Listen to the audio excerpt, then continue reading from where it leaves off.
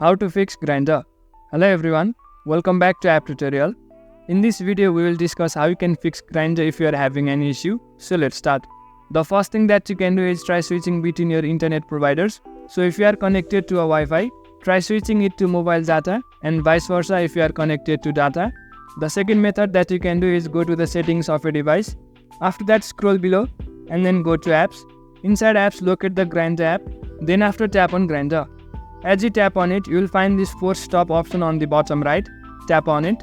After forcing stop Grindr, you can simply scroll below and go to storage. Then after, try clearing data and cache off the app. After doing all these steps, try opening the app once again and see if the issue has gone. If you are still facing problems, you can simply uninstall the application and reinstall it. So locate Grindr on your device and tap and hold it for a few seconds. Then after, you will get this uninstall option. Tap on it and then remove the app. Now go to your store, then after download the app. Now open the app and try logging to your account to see if the issue has gone. So in these ways you can fix Grindr if you are having any issues. That's it for the video.